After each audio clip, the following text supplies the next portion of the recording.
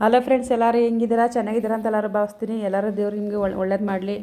ಇವತ್ತಿನ ಯೂಟ್ಯೂಬ್ ಏನಂತ ಹೇಳಿದ್ರೆ, ಬ್ಲಾಗ್ ಅಂತಂದರೆ ಮತ್ತು ಮನೆ ಕ್ಲೀನ್ ಮಾಡೋದು ಮತ್ತು ಮೀನು ಸಾಂಬಾರು ಅದನ್ನು ಬ್ಲಾಗಲ್ಲಿ ಹಾಕಿದ್ದೀನಿ. ದಯವಿಟ್ಟು ನೋಡಿ ಸಬ್ಸ್ಕ್ರೈಬ್ ಮಾಡಿ, ಒಂದು ಸಪೋರ್ಟ್ ಮಾಡಿ ಅಂತ ನಿಮ್ಮನ್ನು ಕೈ ಮುಗಿದು ಬೇಡ್ಕೊತೀನಿ. ಅವರೆಕಾಳು ಸಾಂಬಾರು, ಬೆಳಗ್ಗೆನೇ ಅವರೆಕಾಳು ಸಾಂಬಾರು, ಮುದ್ದೆ, ನುಗ್ಗೆ ಸೊಪ್ಪು ಅದು ಮುದ್ದೆ ಮಾಡಿದೆ. ಅದನ್ನು ಮುದ್ದೆ ಮಾಡಿ ಊಟ ಮಾಡೋಕ್ಕೆ ನೋಡ್ತಾಯಿದ್ದೀನಿ.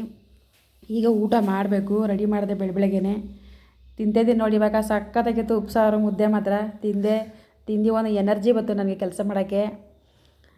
ತಿಂದ್ಬಿಟ್ಟು ಇವಾಗ ನೆಕ್ಸ್ಟ್ ಏನಪ್ಪ ಕೆಲಸ ಅಂತ ಹೇಳಿದ್ರೆ, ಏನಪ್ಪ ಅಂತಂದರೆ ನೀವೇ ನೋಡಿ ತೋರಿಸ್ತೀನಿ. ಬೆಡ್ ಕ್ಲೀನು ಇಲ್ಲ ಬಟ್ಟೆ ಮಡಿಸ್ತಿದ್ದೀನಿ. ಬಟ್ಟೆಗಳು ಮಡ್ಸೋಕ್ಕಿತ್ತು. ಬಟ್ಟೆ ಎಲ್ಲ ಸುಮಾರು ಸಾಕಿತ್ತು, ಒಗ್ದಾಕಿಲ್ಲ, ಒಣಗಿತ್ತಿಲ್ಲ. ಮಳೆಗೆ ಬೇಗ ಒಣಗ್ತೇ ಇಲ್ಲ. ಅದು ಒಣಗಿರೋದು ಯಾವುದಾದ್ರು ನೋಡಿ ನೋಡಿ ನೋಡಿ ನೋಡಿ ನೋಡಿ ಎಲ್ಲ ಮಡ್ಚಾಕ್ತಿದ್ದೀನಿ. ಎಲ್ಲ ಮಡ್ಚಿಟ್ಬಿಟ್ಟು ಬೇರೆ ಸುಮಾರು ಕೆಲಸ ಐತೆ, ಅದನ್ನು ಇವತ್ತಿಂದ ಒಂದೊಂದು ಆ ಥರ ವೀಡಿಯೋ ಮಾಡೋದ ಅಂತ ಮಾಡ್ತಿದ್ದೀನಿ. ದಯವಿಟ್ಟು ನಿಮ್ಮ ಸಪೋರ್ಟ್ ನನ್ನ ಮೇಲೆ ಇರಲಿ.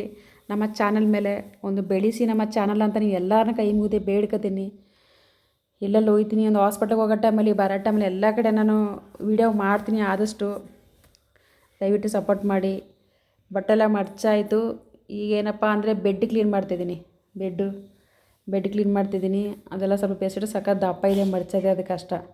ಎಲ್ಲ ಮಡಚಿ ಎಲ್ಲ ರೆಡಿ ಮಾಡ್ತಿದ್ದೀನಿ. ರೆಡಿ ಮಾಡಿ ನೆಕ್ಸ್ಟ್ ಏನಪ್ಪ ಕ್ಲೀನು ಅಂತ ಹೇಳಿದ್ರೆ, ಕಸ ಗುಡಿಸ್ಬೇಕು. ಬೆಡ್ ಒದರ್ತಾ ಇದ್ದೀನಿ ಇವಾಗ. ಅದು ಎತ್ತಕ್ಕೆ ತುಂಬ ಕಷ್ಟ ಇದೆ. ಸಖತ್ತು ಒದ್ರೋಕ್ಕೆ ಆಸಕ್ಕೆ ಸಖತ್ ಕಷ್ಟ ಇದೆ. ಎಲ್ಲ ಮಡಿಸ್ತಾ ಇದ್ದೀನಿ.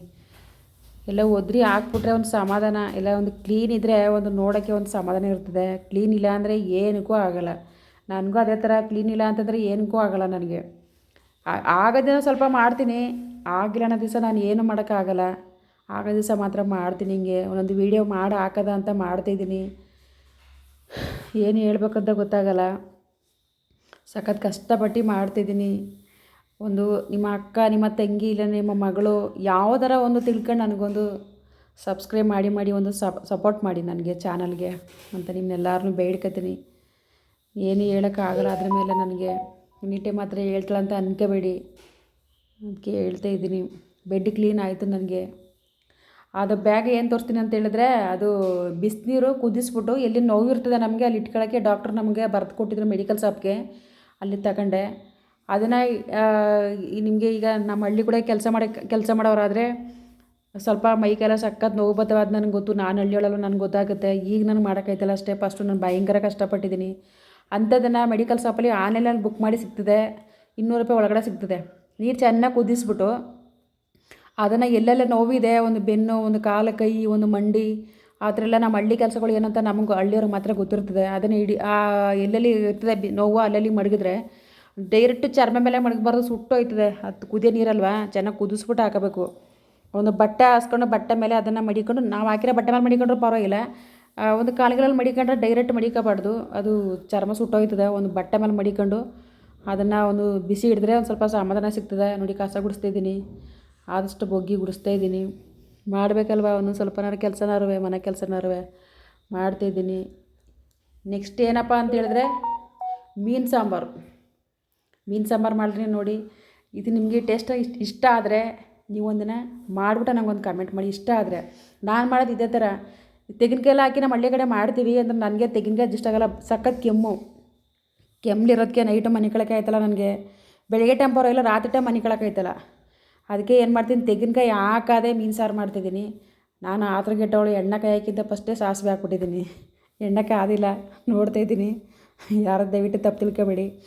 ಅದನ್ನು ಮಾಡ್ತಾಯಿದ್ದೀನಿ ನೋಡಿ. ಎಣ್ಣೆ ಕಾದಿಲ್ಲ, ಸಾಸಿವೆ ಸುರಿದು ಇನ್ನೂ ಆಗಿಲ್ಲ ಅದು. ಈಗ ಸ್ವಲ್ಪ ಬಿಸಿ ಹಾಕಿ ನೋಡ್ಬಿಟ್ಟು ಇನ್ನೆಲ್ಲ ಸಾಮಾನು ಹಾಕ್ತೀನಿ ನನ್ನಂತ ನೋಡ್ಕೊಳ್ಳಿ. ಕಾಯಿ ಹಾಕ್ತಿರೋರು ಈ ಥರ ಮಾಡಿದ್ರೆ ಚೆನ್ನಾಗಿರ್ತದೆ. ಕಾಯಿ ಹಾಕ್ತಾ ಇರೋರು ಈ ಥರ ಮಾಡಿದ್ರೆ ಸಕ್ಕ ಟೇಸ್ಟಾಗಿ ಬರ್ತದೆ. ತೆಂಗಿನಕಾಯಿ ಹಾಕಿ ಮಾಡ್ತೀವಿ. ಇನ್ನು ತೆಂಗಿನಕಾಯಿ ಜಾಸ್ತಿ ನಾನು ಹಾಕಲ್ಲ. ಈಗ ಜಾಸ್ತಿ ಕೆಮ್ಮಕ್ಕಾಗಲ್ಲ. ಕೆಮ್ಮಿದ್ರೆ ಸಖತ್ ಕಷ್ಟ ಅನಿಸ್ತದೆ. ನೈಟ್ ಅಂತ ಚೂರು ಅಡ್ಜಸ್ಟ್ ಆಗೋಲ್ಲ. ಅದಕ್ಕೆ ಕಾಯಿ ಇಲ್ಲದೇ ನಾನು ಮಾಡ್ತಾನೆ. ಒಂದು ನೋಡಿ,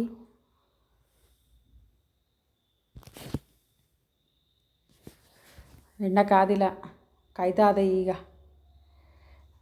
ವಾಯ್ಸ್ ಏನಾರು ಕೇಳೋಕ್ಕೆ ಚೆನ್ನಾಗಿಲ್ಲ ಅಂತಂದರೆ ದಯವಿಟ್ಟು ನನ್ನ ಕ್ಷಮಿಸಿ. ಈರುಳ್ಳಿ ಹಾಕ್ತಿದ್ದೀನಿ ನೋಡಿ. ಯಾಕಂತಂದರೆ ಒಂದು ಸಲ ಹಿಡ್ದು ಮಾತಾಡೋಕ್ಕಾಗಲ್ಲ. ಅದಕ್ಕೆ ನೋಡಿ ಅಡ್ಜಸ್ಟ್ ಹಾಕಿ ಮಾತಾಡ್ತಾವನಿ. ಅದಕ್ಕೆ ಏನು ಮಾಡ್ತೀನಿ ನೋಡ್ಕೊಂಡು, ಹಳ್ಳೀಲಿ ಹುಟ್ಟಿ ಹಳ್ಳೀಲಿ ಬೆಳೆದವರು ಹೆಂಗೆ ಮಾತಾಡಬೇಕು ಅಂತ ಒಂದು ಚಾನಲ್ ಮುಂದಾಗಲಿ, ಒಂದು ಯಾವುದ್ರ ಮುಂದೆ ನಮಗೆ ಈ ಥರ ವೀಡಿಯೋ ಮುಂದೆ ಬಂದು ಮಾತಾಡೋಕ್ಕೆ ನಮಗೆ ಗೊತ್ತಿಲ್ಲ. ಏನಂತಂದರೆ ಬೆಳಗ್ಗೆ ಎದ್ದು ಹೇಳೋದು, ರಾಗಿ ಮುದ್ದೆ ತಿನ್ನೋದು, ಕೆಲ್ಸಕ್ಕೆ ಹೋಗೋದು, ಕೆಲಸ ಮಾಡೋದು, ಪುನಃ ನೈಟು ರಾಗಿ ಮುದ್ದೆ ತಿನ್ನೋದು, ಮಲ್ಕೊಳ್ಳೋದು, ಇದೇ ನಮ್ಮ ಕೆಲಸ. ಹಿಂಗೆ ಎಲ್ಲ ಮಾತಾಡ್ಬೇಕಂದ್ರೆ ಒಂಥರ ಸಖತ್ ಕಷ್ಟ ಅನಿಸ್ತದೆ. ಆದರೂ ಒಂದೇನಾದ್ರು ತಪ್ಪಿದ್ರೆ ದಯವಿಟ್ಟು ನನ್ನ ಕ್ಷಮಿಸಿ ಅಂತ ಎಲ್ಲರೂ ಕೈ ಮುಗಿದು ಬೇಡ್ಕೊತೀನಿ.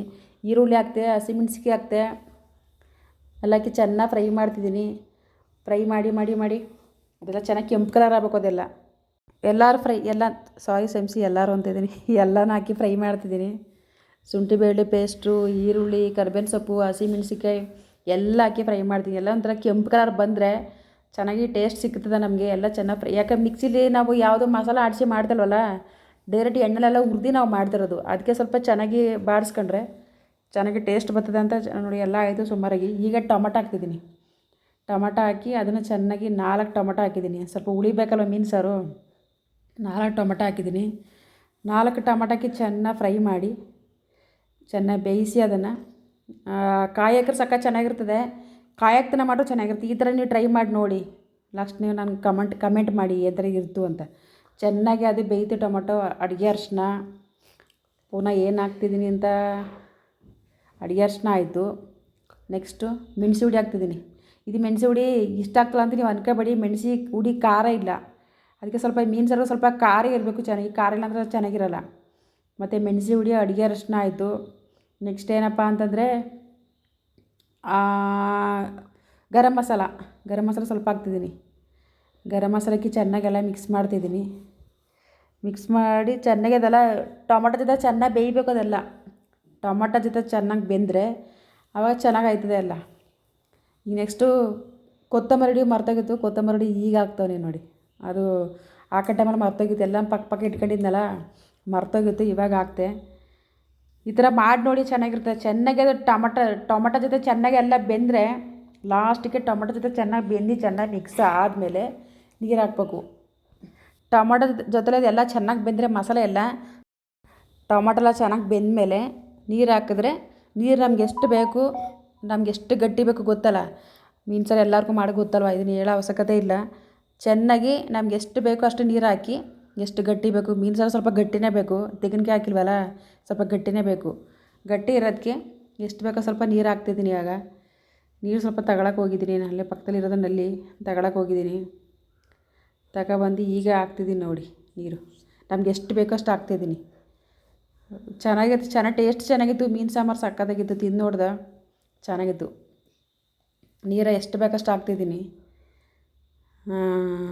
ನೋಡಿ ಹಾಕ್ತಿ. ಇನ್ನೊಂದು ಸ್ವಲ್ಪ ಹಾಕ್ತೀನಿ ನೋಡಿ. ನಮ್ಗೆ ಎಷ್ಟು ಬೇಕು ಗೊತ್ತಲ್ಲ, ಹೆಣ್ಮಕ್ಳಿಗೆ ಒಂದು ಗೆಸ್ಸಿಂಗ್ ಗೊತ್ತಾಯ್ತದಲ್ಲ, ಎಷ್ಟು ಬೇಕು, ಎಷ್ಟು ಖಾರ ಬೇಕು, ಎಷ್ಟು ಉಪ್ಪು ಬೇಕು ಅಂತ ನಮಗೆಲ್ಲ ಮಾಡಿ ಗೊತ್ತಿರ್ತದಲ್ಲ. ಅದಕ್ಕೆ ನನಗೆ ಎಷ್ಟು ಬೇಕು ಅನಿಸ್ತದೆ ಖಾರ, ಉಪ್ಪು, ಹುಳಿ ಅಷ್ಟು ಹಾಕ್ತವನಿ. ನೆಕ್ಸ್ಟ್ ಈಗ ಏನಾಗ್ತಾನೆ ಅಂತ ನೋಡ್ಕೊಳ್ಳಿ. ಇದು ಯಾರಿಗೂ ನಮ್ಮ ಕಡೆ ಗೊತ್ತಿಲ್ಲ. ಇದು ಕಾಚ ಪುಳಿ ಅಂತ ಹೇಳ್ತಾರೆ. ಕಾಚ ಪುಳಿ ಇದು ಕೇರಳದಲ್ಲಿ ಸಿಗ್ತದೆ.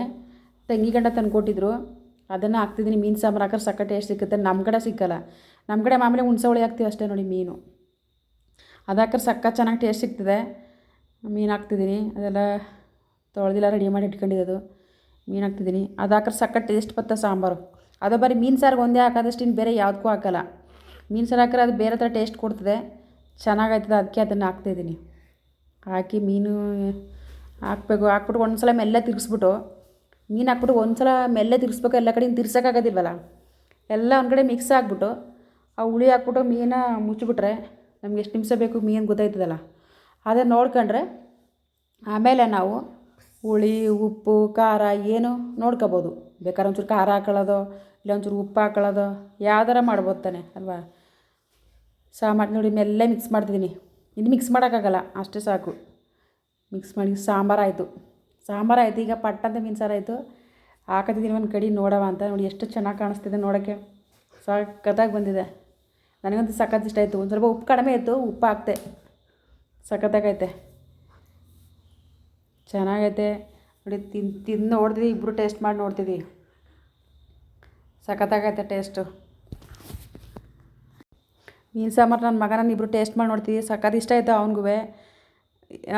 ಇವತ್ತಿನ ವೀಡಿಯೋ ಮುಗೀತು. ಎಲ್ಲರೂ ದಯವಿಟ್ಟು ಸಬ್ಸ್ಕ್ರೈಬ್ ಮಾಡಿ, ಒಂದು ಲೈಕ್ ಮಾಡಿ, ಸಪೋರ್ಟ್ ಮಾಡಿ ಅಂತ ಎಲ್ಲರನ್ನೂ ಬೇಡ್ಕೊತೀನಿ.